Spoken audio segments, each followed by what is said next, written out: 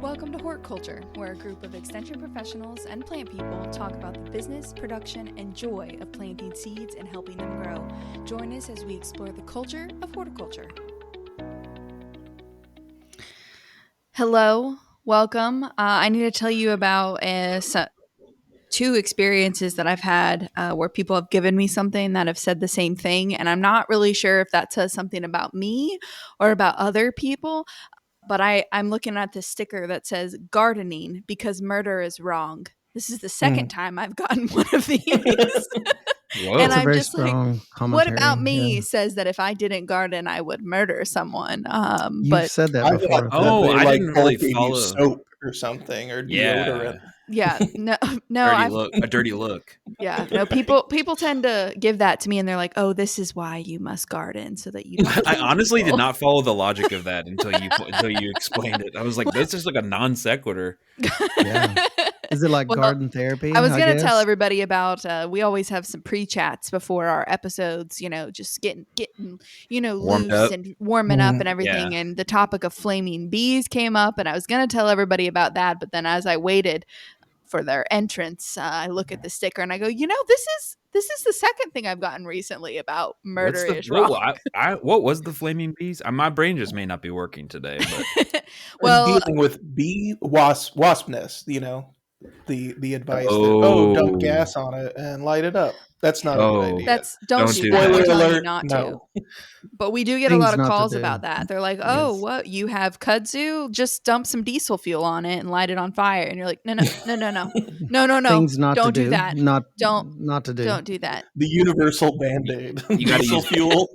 wait, so I'm supposed to use gasoline, not diesel? Is that what you're saying? Oh, so that's what you're saying. Yeah, No. Make sure to be in an enclosed So space. Let the fumes build up. petrochemicals as a pest and invasive solution. Make sure you not inhale necessarily- really deep when you breathe after deep. you just really hang out close and breathe deep. Mhm. So Good many for the issues. sinuses. So many issues. Yeah. Yeah. I thought This of is you, us Alexis. telling you. This is sarcasm, by the way, listener. The disclaimer. Disclaimer. What if they already hung up though? Mm. I was thinking of you, Alexis. I was dealing with some perlite and trying to not get it into my lung area. That's good. Did you not? Did you wear a Did mask? you succeed? I did not. I succeeded. Okay, well that's good. Yeah. I know it's planting seed starting season because when I come in the evenings and I blow my nose, it's just potting soil that pretty much just comes out. Oh wow. Cool. So I need to be a little bit more careful. So this is me telling everybody, if you're dumping your potting soil into or mixing it or dumping it into, a big garbage pail or something, which is what I do. I have like a big garbage pail I put my bales in and I just get it all up in my nose. And you should wear a mask. Okay. Yeah. Don't be like me. Dust is for chumps. I don't know. Yeah. Do you not have Hard like to make a? that Do work. you not do like the neckerchief kind of thing where you pull it up and dump, or you do nothing, just straight breathe? No, I just straight breathe it in. Like that Ashtray. time I did the sulfuric acid. No filter. No Yeah, filter. Cool. just right up in there. Wow. Yeah. Well, This I is mean, also my other tip is if you're going to mix up some sulfuric acid, which is something that you can use to lower the pH of your water or something, you put the water in first and then put your little bit of sulfuric acid, because if you put the acid in first and then put your hose down in there, it will blow up in your face and then you have it in your lungs. I remember chemistry class. They told us to do that. Yeah, well, you know what? I took chemistry class at a community college and I didn't pay attention. So another non sequitur. Although it was a great class, I just didn't pay attention. I'm not dissing community college. I just wasn't good. Actually, you know what? I had that class with your wife, Brett. Oh yeah. She loved her time at the old BCTC. Yeah, it's great. I'm really bad at chemistry, as you all have just heard. But I'm great at horticulture, and that's what we're here for today is horticulture. So yeah, it's not called Kim Culture. Kim is try podcast.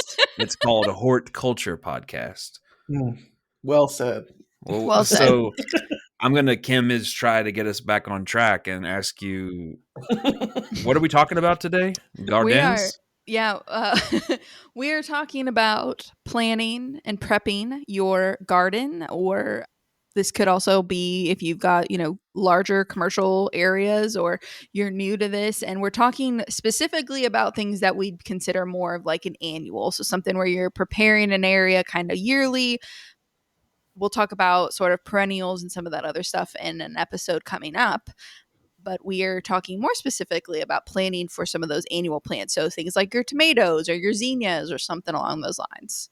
Well, you already mentioned the best thing, Alexis, about this time of year, specifically when this podcast is first going to air, which is mid to just after mid-March, is that seeding season, and that sneaks up on all of us as home gardeners. And it's the two most common plants people are seeding. I mean, of course, Alexis, like flower farmers and stuff, you're seeding all sorts of things, but home gardeners are seeding things like peppers and tomatoes.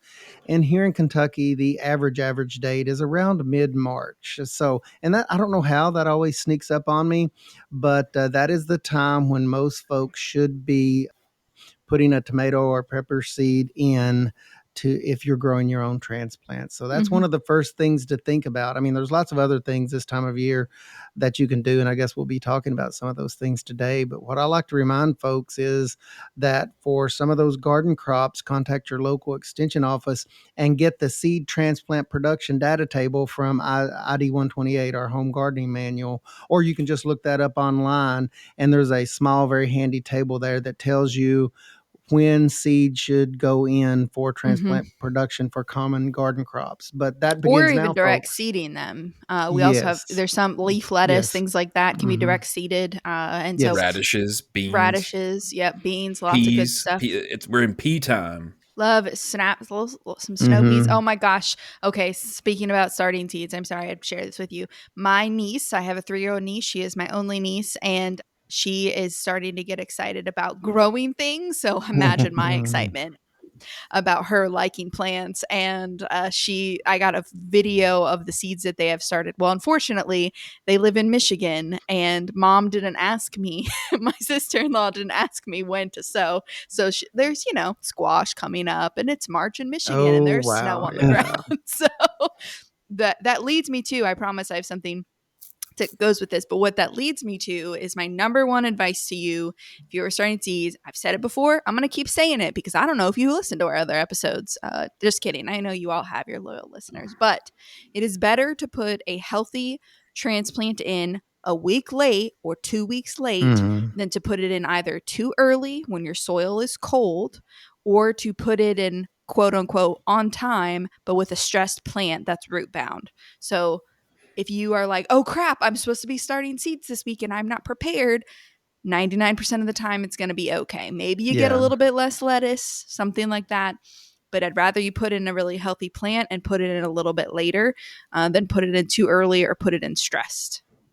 So so the root bound side of things is that you started your seed in its tray too early, right? And it's been hanging out in there, and it does not meet a 12-week tomato plant in a cell that was good for it being 8 weeks old is going to be really, really stressed. It's not like it's, it's a bigger plant, so it's going to be healthier. It's actually going to be worse for it. And your plants that you put in healthy, even if it's 2 weeks late, will probably catch up and surpass the one that you put in stressed. And you can pot those up, certainly. And if you have a place where they're getting plenty of light, that's the other thing is you're like, oh, well, Alexis, I won't let it get root bound. I'll just pot it up. And in most scenarios, unless you have like a greenhouse type situation, whether that's a small one or a large commercial one, unless you have something like that, you're probably not going to be able to provide it enough light when it's older. Light inside is great for seedlings, but once you kind of there's like a certain point where like it really needs the sun. And so unless you're going to shuffle those in and out every night, and trust me, that gets tiring, it's just start them a little bit later if you want. So that's my soapbox. I'm going to step off of it now and let somebody else talk. Yeah. So seed starting is one of those things that I think a lot of people know about. There's definitely complexities and things to it, but what are some other things as far as this time of year? It is, again, we're talking about in the month of March, heading into the month of April. What are some other things? Like, should I be getting out and tilling? Is it too late to get a soil test? What other things should I be thinking about right now? Gardeners are always thinking about gardening, but one of the things I encourage, especially home gardeners, I know commercial gardeners are on a little bit different schedule. They plan ahead farther to get the varieties that they want. But if you look at your local garden centers, box stores and garden centers, right now, things have been on the shelf for a week or so. Stuff started appearing on the shelf early March. So don't wait to get your seeds. If you are doing transplants, go ahead and do that now. You'll get the best selection. But also, things like grow lamps, which you're probably going to need some supplemental light if you're serious about growing your own transplants at home.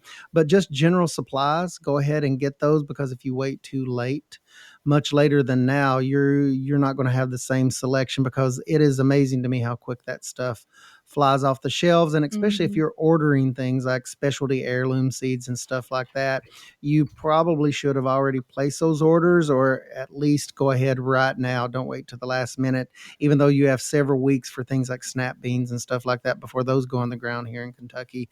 You have several weeks left, but go ahead if you can and start looking at ordering those things, definitely, or making an in-person purchase at your local garden center. Go ahead and do that, because stuff just goes so quick now with these pretty days that we're having in Kentucky. It's kind of been unseasonably warm for March. It's getting warm. The days are longer. Stuff's going to disappear off the shelves. So I'd encourage everybody to get their supplies. Planning, and I think we've talked about planning before, but I always need a constant reminder, is planning the garden. So that can be just something like, we've talked about rotation before, moving your things around in your garden so that you're keeping your soil healthy, maybe incorporating a cover crop into that rotation that you've got, but also planning, how many plants do you really need? And so I feel like I get that question fairly often from like home gardeners, but also from like our market garden size people, is how many tomato plants do I need for my family of 4, or, to supply my farmer's market booth, every week. And some of that is going to be just, well, what is your market support? Things along those lines. That's kind of an economic view of it.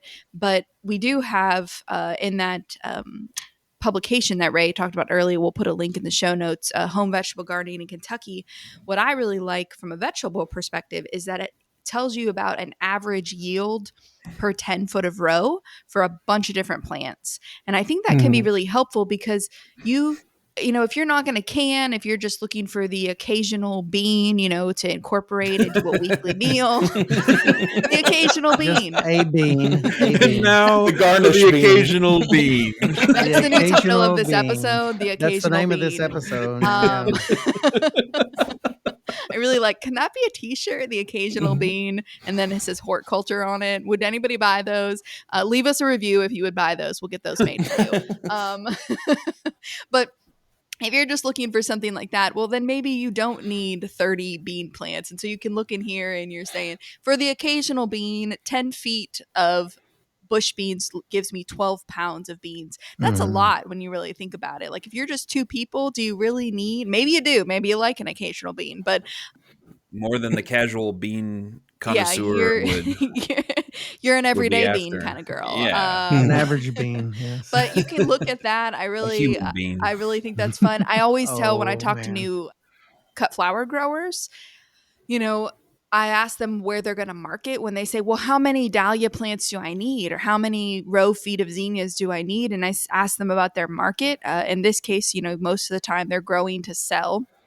And so if their market is a CSA versus a wholesale grocery store versus a florist, I'm going to say, well, you need more or less. You need more variety. So you need, this many plants, but you need less of each variety. Or if you're growing for a florist, you need less variety and more of everything. And so sometimes you need to look at your market with that. But for our home gardeners, look at just how often do you want an occasional tomato, an occasional onion, those types of things. Another thing, Brett, and you mentioned it, you mentioned tilling, which I don't want to get ahead of the conversation because there's lots of some fertility discussion that we probably need to have today. But one of the things I need to do right now, I've got a pretty good little cover crop going on in my garden. And I know, and I've had this discussion with 2 or 3 home gardeners already there where I'm at in central Kentucky in Bourbon County. I've talked to homeowners about going ahead, because I know that they have somewhat of a clay content in these specific situations I have in mind, of removing that top growth sometime in the near future, even though they may be planting their snap beans April 25th here in central Kentucky. That's the date, the end of April. You have several weeks, but you want to go ahead and get that cover crop removed at some point, because that's going to allow sunlight into the soil. It's going to allow drying, and that typically means that if you're using just typical home equipment like a garden tiller to break up the soil, you stand less of a chance of doing that when it's wet. And that makes a huge difference, folks, is getting that cover crop off. It's huge. If you leave a heavy cover crop on in your garden too long, your soil will not dry out and be ready to be tilled in April. So think about that. Your particular cover crop, like you mow it and then you kind of till and incorporate it in, or and what do you have that's out there right now that you're going to be working with? Like, are we looking at like winter rye or something? You're talking about the different rye, the different wheats, and in some cases clovers. And Josh, that does make a huge difference. Things that tends to lean over and fall over in the wintertime or get too tall can actually, overcome or overburden home tillage equipment, and it has to be mowed first. Right. And that's the first thing that I recommend.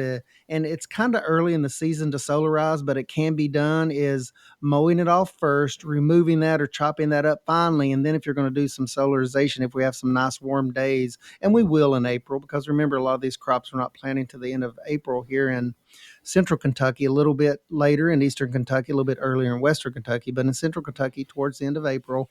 So that gives you some time to chop up and mow the cover crop, to break that down.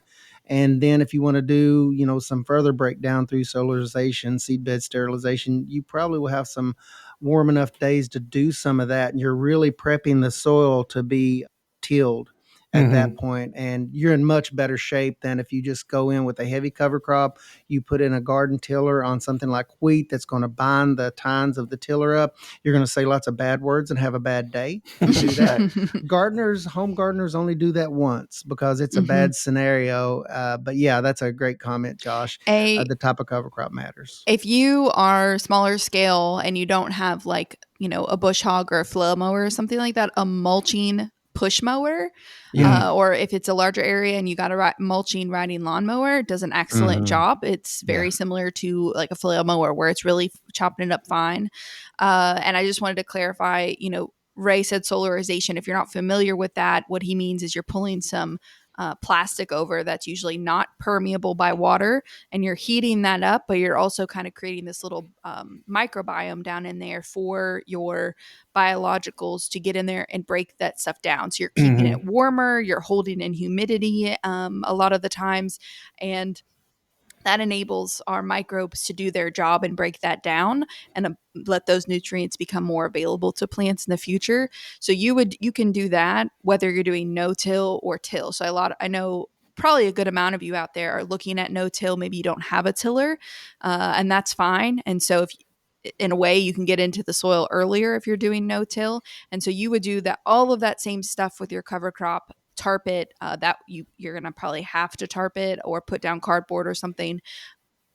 And then you can add in a little bit of compost or plant right into that broken down cover crop, depending on what your soil tilth looks like. Can you make a few more comments on compost, Alexis? That's a question I get this time of year also, and that's something that's commonly done with our standard, soils, is to add a little compost. Yeah, don't overdo it. I think I've been seeing a lot of soil samples, and not a lot, I guess not a lot, but a lot more than I used to see coming through with really high pHs and in areas like tunnels, especially high tunnels, but even in the home garden, very, very high, like 8 or above. So way more than neutral, which is our normal thing here. And the first question I ask is, how much compost do you add? And 9 times out of 10, they've been adding a bunch of compost because their soil was bad. Compost kind of feels like this instant fix, right? Or they're doing no-till and they feel like they have to add a lot. And compost, most of the compost that we can get around here, especially if it's animal-based compost, will help promotes a high pH, at least in our area where the way our buffers work and the way our clay works promotes a really high pH. And so that can cause problems just like a really low pH can, right? And so you're going to have to add sulfur to bring it down and do a lot more work. So a lot of people overdo it. Really, you only need 1 or 2 inches of compost to get the microbes working, because that's really your goal.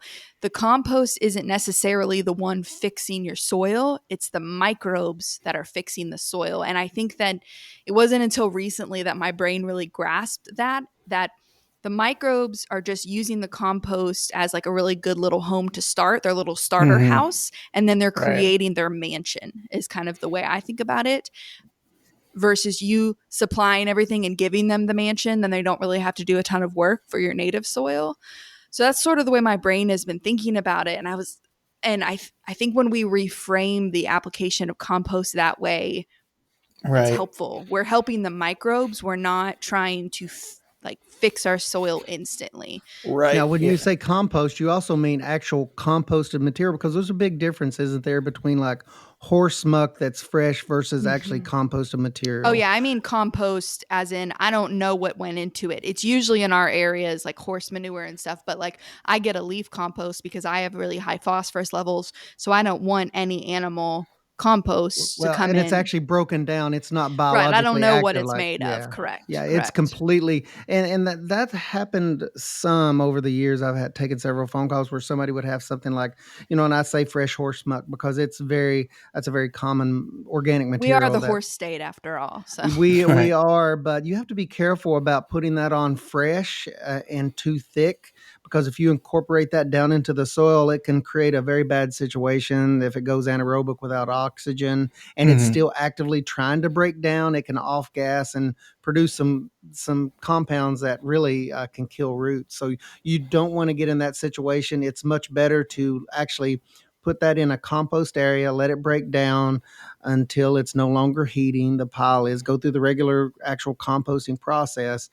Now, you can certainly in large areas, commercial operations will spread muck right on top of the ground, and that certainly does work, but it's not in a real thick layer like home gardeners tend to do. So when Alexa says compost, she's talking about probably true compost and not fresh organic material that's it's like still biologically active. Yeah. It's like a finished product. And I mean, I always heard that, your ideal compost doesn't smell bad. Like it doesn't smell necessarily like soil. It's very earthy. And I was also taught to think of it in those same terms that she used, that it's like you're kind of inoculating your bed with this really healthy microbial list, while also supplying, in the building kind of analogy, like you're giving them the raw materials and you're inoculating with all your microbial workers and letting them break it down and get everything ready. If you're an organic gardener and you're using organic sources of N, that organic source of N cannot be readily used in a garden. It has to be mineralized. And that's a huge concept that I've worked a lot with organic gardeners.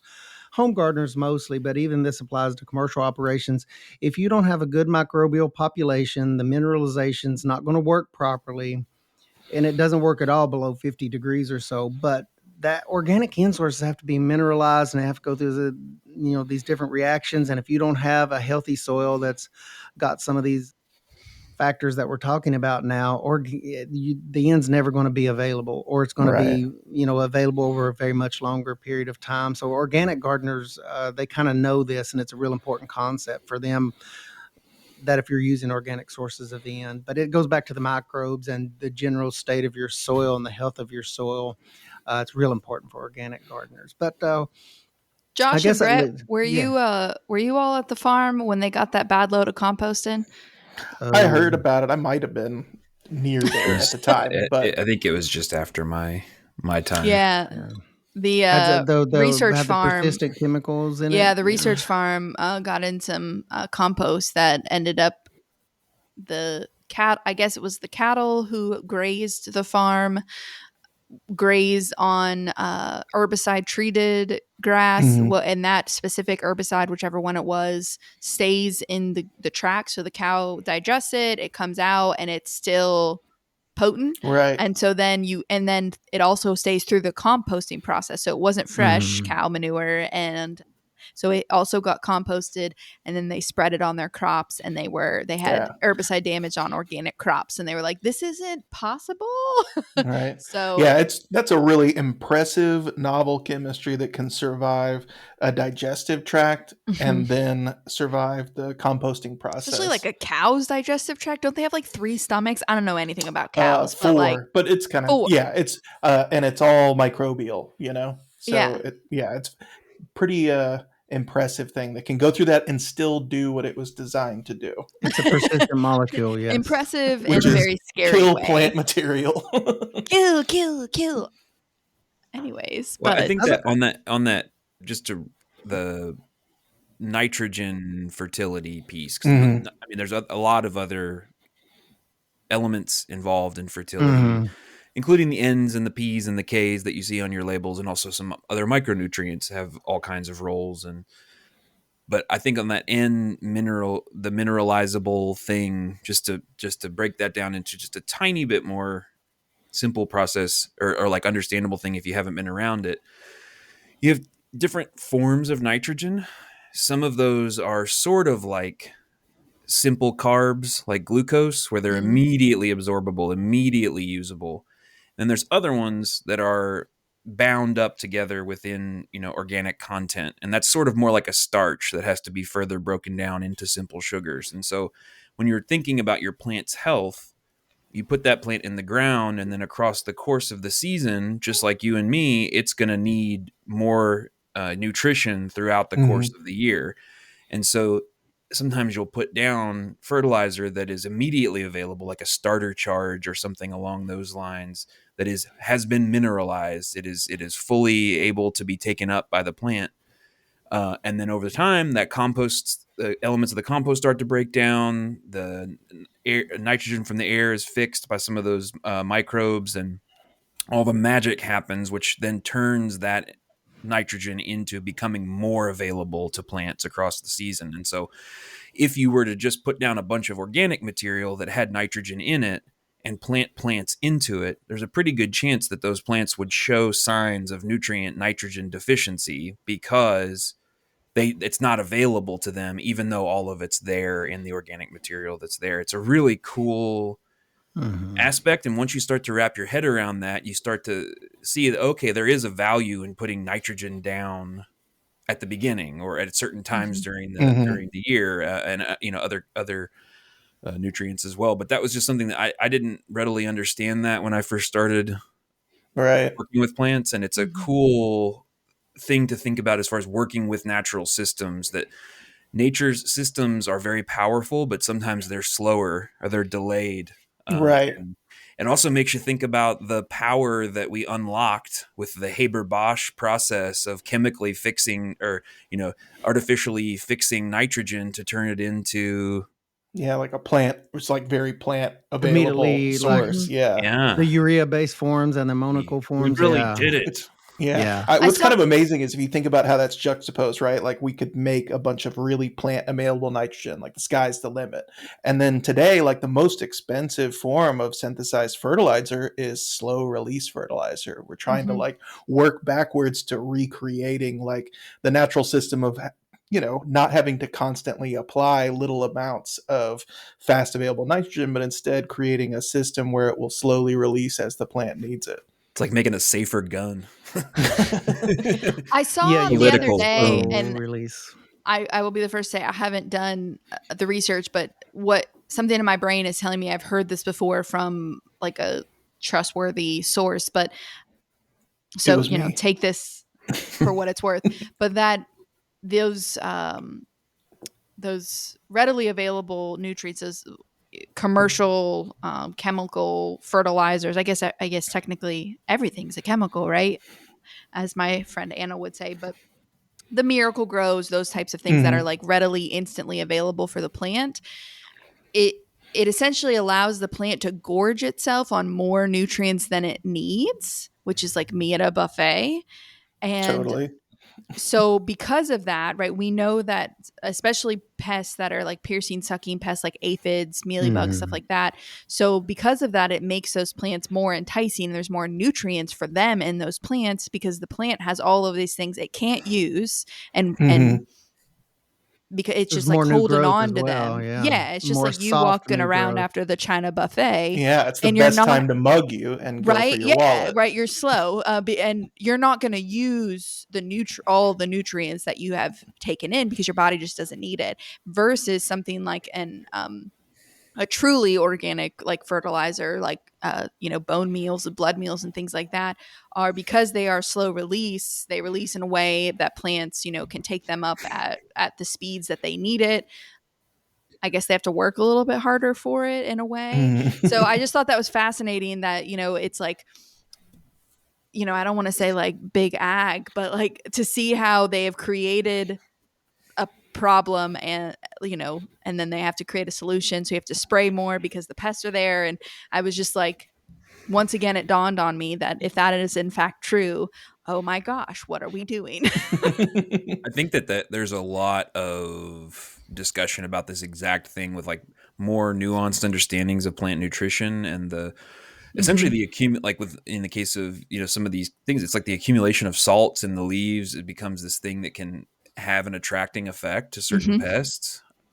Yeah, I think it's a really interesting next chapter in potential next chapter in just general agricultural production, that maybe these things are should be more measured, and that we even just like the idea, like I think our testing is getting to a point where you can start to imagine more nuanced in season response through some of the plant nutrition. But I would definitely say that I would feel better about defending myself with a belly full of bone meal than I would lo mein.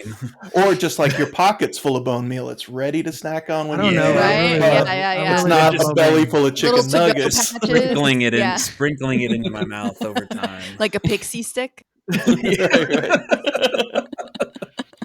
And home gardeners, we're talking about all this excess of Ray's taping us. nutrients. Yeah. Well, I started to think of the China buffet, and I was going to drop off a very deep and very sharp ledge myself. So I am walking slowly back from the abyss that stares back at me. But home gardeners, as home gardeners, and being a home gardener myself, I know that we have an audience here that's commercial and home, but we're specifically speaking to some home issues right now. Home gardeners tend to have small areas and really what amounts to a large amount of fertilizer. So I don't know about you, Alexis, when you do your home garden soil samples, it is not uncommon for me to get samples back with extremely, and this is very common, extremely high levels of phosphorus and potassium, meaning a lot of home gardeners will use a complete fertilizer like the most common form, 10-10-10. It has NP and K, nitrogen, phosphorus, and potassium, all in there. And what that does is some of the nutrients are not used in the same amounts by plants and so aren't needed. And in fact, some gardens could go years without additional phosphorus and potassium. So I guess my point here being, if you've not taken a soil sample in the last year or two, please do that. It could save you some money. Because straight nitrogen is typically just a bit cheaper than a complete fertilizer. And not only that, but it's an environmentally sound thing to do, not to put excess nutrients on there that are not needed, because some of those things will then become a pollutant by washing off. So, if you don't know your phosphorus and potassium levels, nitrogen's needed pretty much every year and needed in regular interval for most garden crops. In the form of a side dressing 1, 2, 3 times a year in home gardens, but that's not true for phosphorus and potassium. And some of those are persistent in the soil. That's why the rates build up so high. So that's my plug for taking of course, we're at Cooperative Extension, so we're going to tell you to take a soil sample. Please do that. Also, your soil pH, if you've not taken a soil sample in a while, because it's not uncommon that I see home gardeners put lime on every single year. And what happens, and Alexis already mentioned it, is that the soil pH can kind of get out of sorts, and then you end up having to put sulfur on there, which is acidifying to bring the pH back down because it's gotten too high with either a lot of compost over the years or a lot of lime. So just keep that in mind. And I see that just day in and day out in the springtime with these levels on gardens specifically, just really high nutrient levels that's not needed. And it's just kind of wasteful. So. Yeah, I think in particularly in backyards and places like that, there's no telling where the soil maybe came from or how it was recombined and churned around and everything else. So the idea that there even is a blanket thing that you just can do every year, especially in those contexts, is just off. So we're trying to respond to data, not just sort of say, well, lime is lime. And also what garden crops you grow. Corn takes off a different nutrient profile than tomatoes do. So all of that matters. And if you're growing a lot of corn, you may want to sub that section out in your garden and do a soil sample just on an area. If you're going to not put that in rotation, but grow corn for the second, period or whatever in your garden, you may want to treat that a little bit differently than you do the rest of your home garden, because different crops take off different levels of nutrients. So I have a question for the squad. Oh yeah. Fire away. So let's say that I'm a newly interested gardener, and I'm trying to I'm a true leaf and searching for, past my cotyledon. I don't know. And I'm looking out, and what I see before me is an ocean of sod, and I'd like to put a garden in there somewhere. How would you go about transitioning from grass to garden? First of all, you probably wouldn't want to put potatoes in there this first year, because wireworms will most likely be a problem. That's the number one thing I see. But you're asking about the actual process of, I guess, converting I have that. people ask me that all the soil. time. They have grass, they want it to go to a garden, and they don't want to do build a raised bed, though that is an option. They want to be an in the ground gardener, sure, like Granny was. Mm-hmm. Yeah.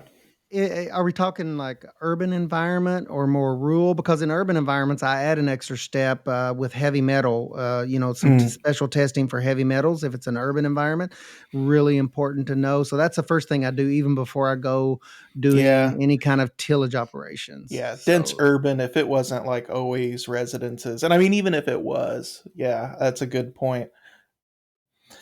To your kind of question though, Brett, I definitely think a lot about like sod cutting that area first, removing that layer of growth and, being the first step before thinking about things like tillage or amending or whatever. And what is sod cutting? Is there a tool for that, or is that like a hobby?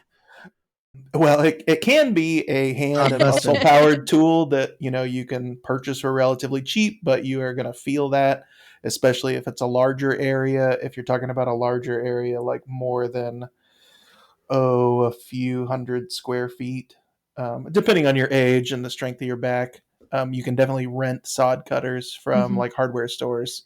It's kind of like a pushing walk behind kind of thing. It's got like a little articulating saw blade that goes back and forth that cuts, and it kind of cuts the sod at that root level, and it's going to leave you with a bald strip of soil underneath, more or less. Right. Yeah. I did not know about sod cutters until I had broken all the sod in our yard by hand. Yeah. We've all been there. I would also ask if you want to do tillage or no tillage, because that, I don't want to say it's necessarily easier. It's just the work is different. And so there's people who, if it's just, home garden size, like I said, you can tarp those areas, let them die down. You can also start by adding just a layer of cardboard on there and then putting your compost topsoil mixture. So you're feeling it, and you're going to feel it in the pocket a little bit more. But if that soil is maybe a little bit rockier than you thought, or there's some instances where starting to create kind of your own soil and building that up can be beneficial. So that's always my first question. But I like to kill stuff off. I asked this question of a big no-till gardener she's very well known in the US, and she does no-till like perennial plantings. And I know we're talking about annuals, but that like kind of baffled me because it was like, how do you control the grass around them and things like that? And she was saying she will put down like a landscape fabric like right on top for a couple weeks to kill that. And then she will do a very light tillage and throw down cover crops. So she's thinking really far in between. So this is something she would have done last fall or for this spring for a fall planting. Last fall, yeah. And so if you have the luxury of time and you're like, I'm okay with, just doing a small garden this year where I've been and not expanding or something, that's the best way to go. And I try and remember, as much as I want to just like get stuff done, that's just who I am as a person, that gardening is, even annual production gardening, you will save yourself so much time by not rushing the process.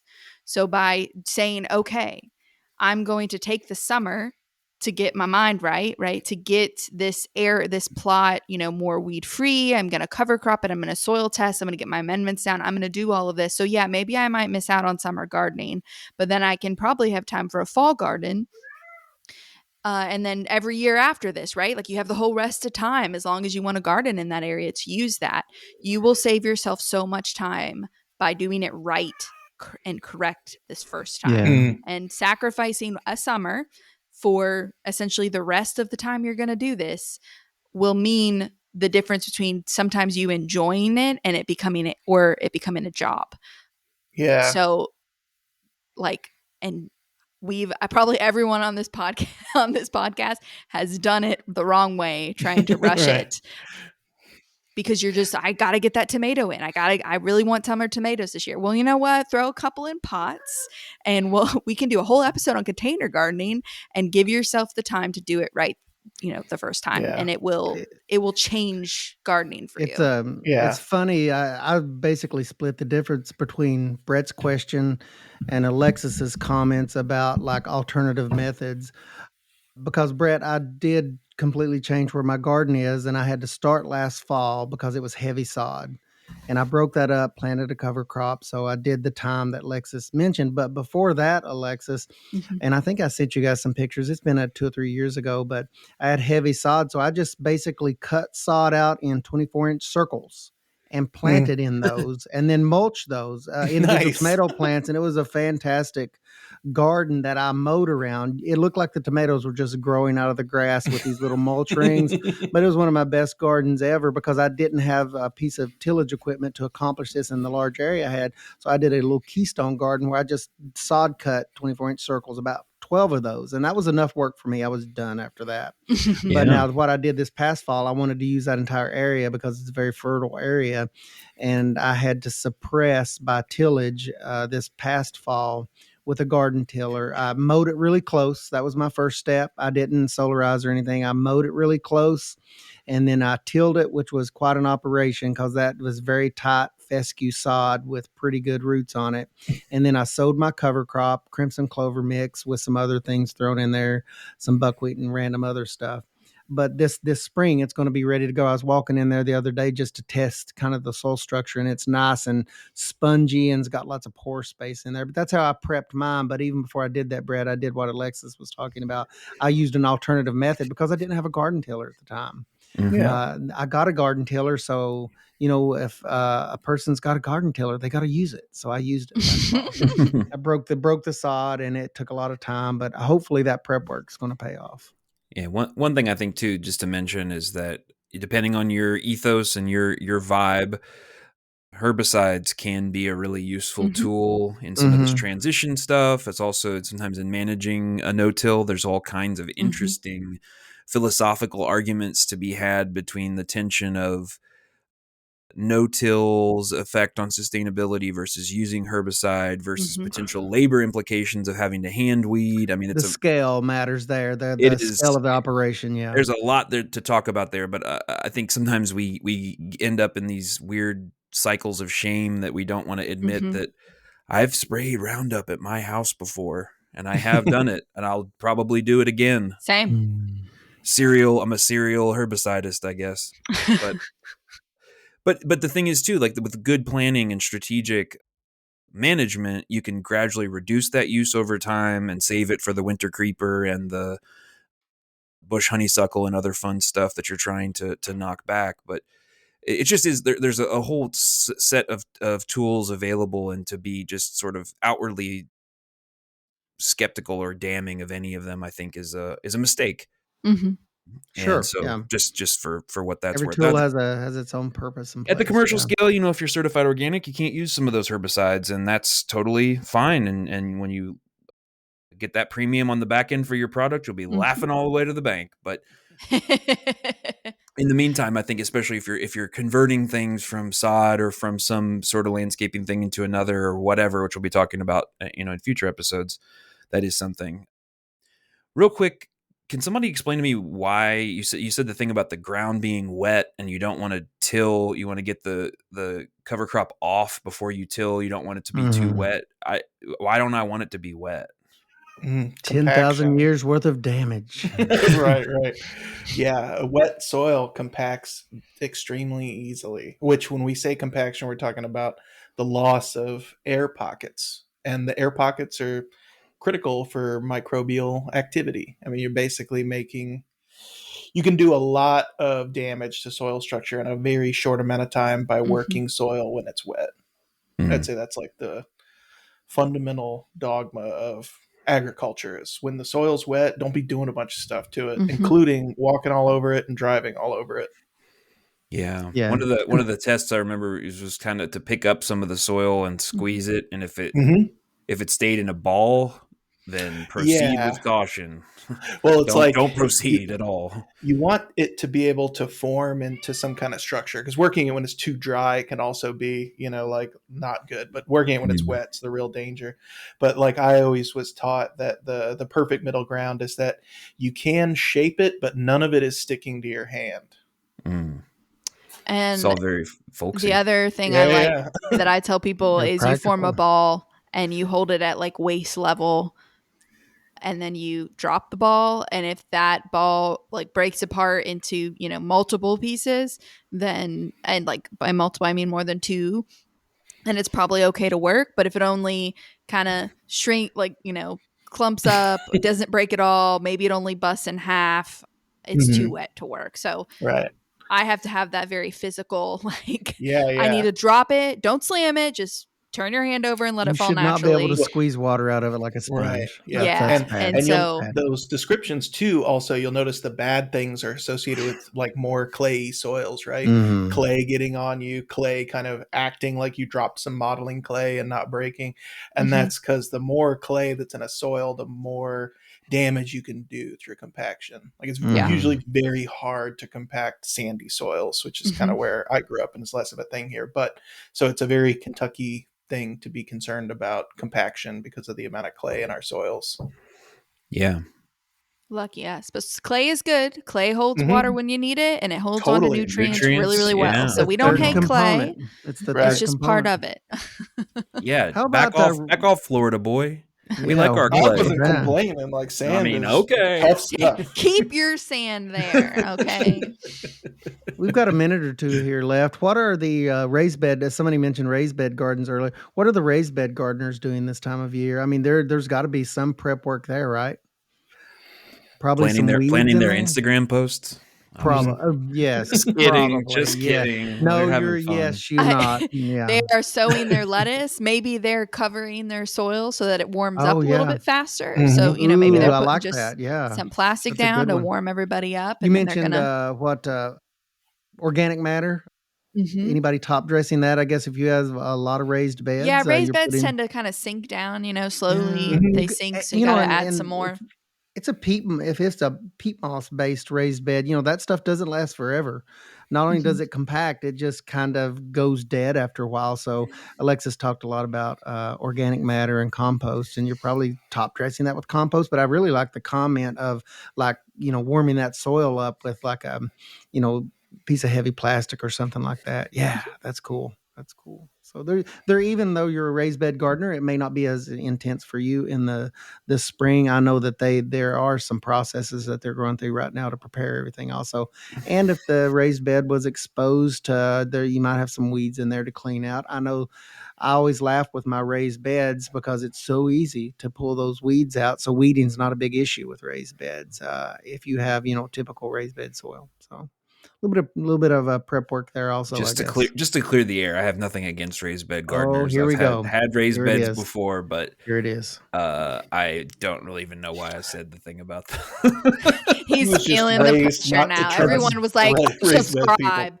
I think there's a lot of applications for accessibility for those with other ability levels. I think that if you don't want your life to be about your insane in-ground garden and you want to just have some fun and grow some stuff, there's a lot of great ways to use raised beds. But and there's what do you, just real quick, what do you all say, like, as far as putting stuff into raised beds? Because I've heard people I have heard of people, and I never followed up, just like filling them up with compost and like growing in the compost.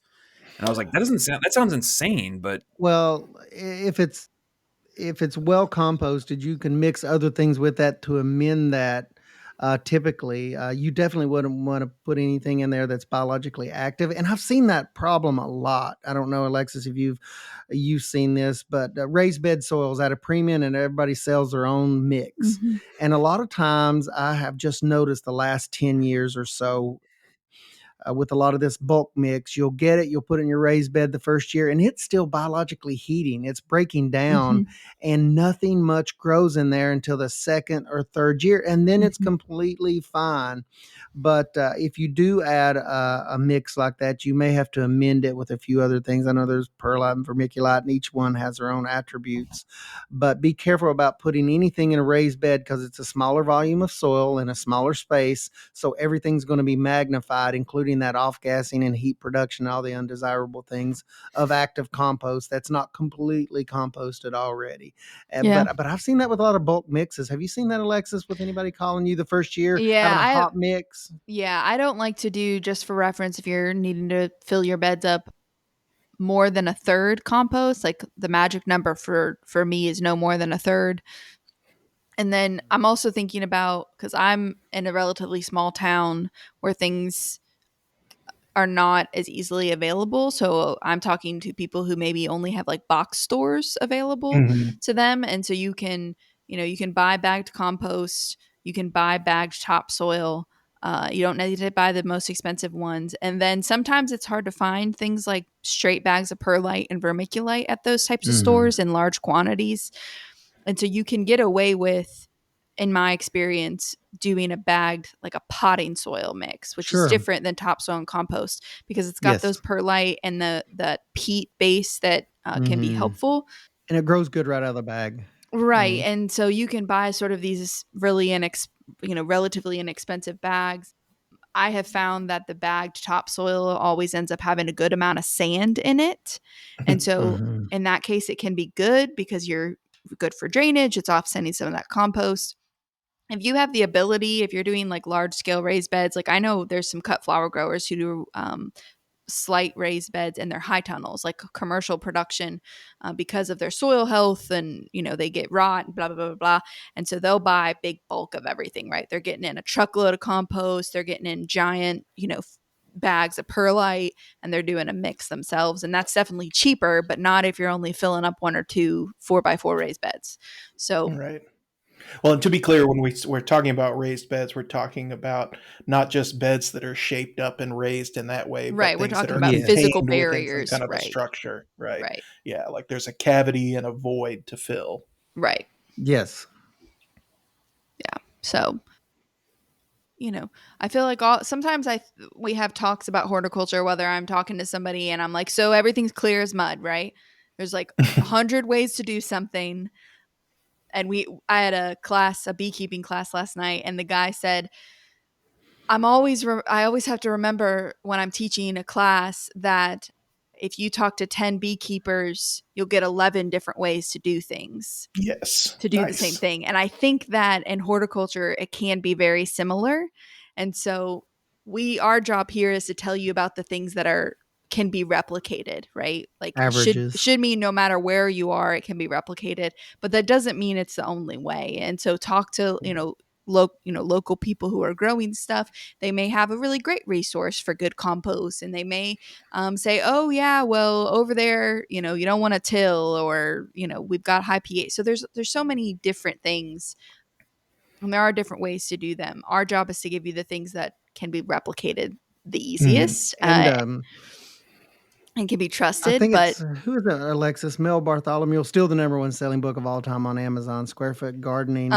What is his mix? The 1/3, 1/3, 1/3. That's something that I've it's never had done. It's peat moss, vermiculite, and vermiculite compost. or 1/3 perlite and one. compost. Yeah, I've done Yeah, that mix. It's a great mix, but it is a freaking pain in the ass.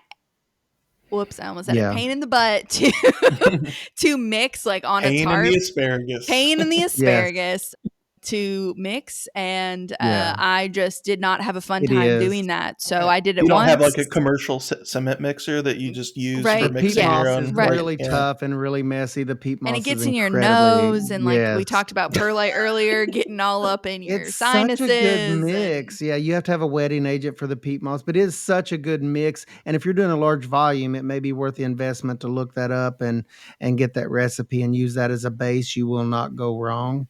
It is time tested, but once again, as Alexis and others have said, every situation is just a little bit different. And getting hold of these materials is a big issue for raised bed gardens. So yeah. Yeah, and as a note also on the compost thing is it's not really a thing like finished compost we're talking about is something, it's like a good product, but it's hard to know what you're getting, Mhm. depending on where you're getting it, knowing what Yeah. was going on in the process. So I think it's key to listen to your kind of local resources and stuff like that about who's got Yeah. good what and I've purchased how much it compost costs. before. It had 10-inch limbs in it. I'm like, this is not the compost I was Yeah, looking this is for. in Like compost. plant limbs, right? Not like Yes, people's like tree limbs. limbs. No, not phalanges. No, Not not digits of it. Yeah, phalanges. tree limbs and just bark and just maple leaves that I can pick out. Then I knew Sure. that was a problem when I purchased that product. So it's a good point, Josh. Asparagus parts, whatever. What else, guys? Well, What have we missed? Have we got everybody to where they need to be to get their gardens ready for spring?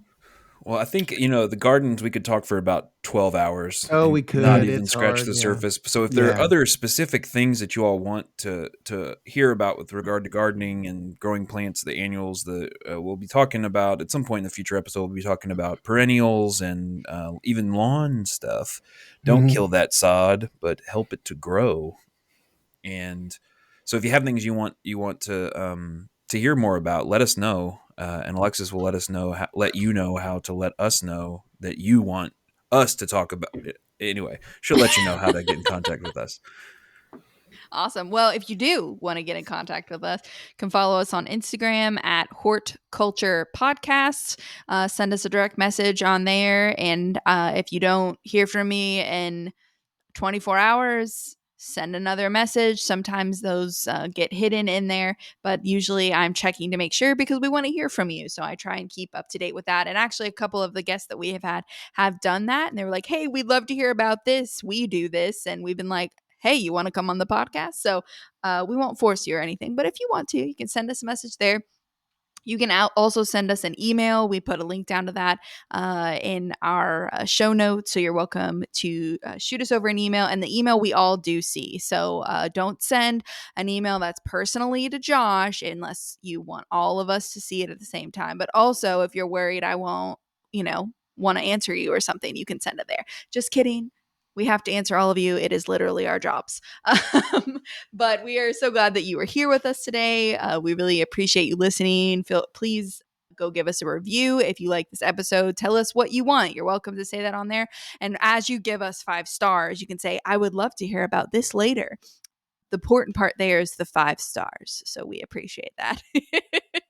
But anyways, we hope that as we grow this podcast, you will grow with us and that you will join us next time. Have a great one.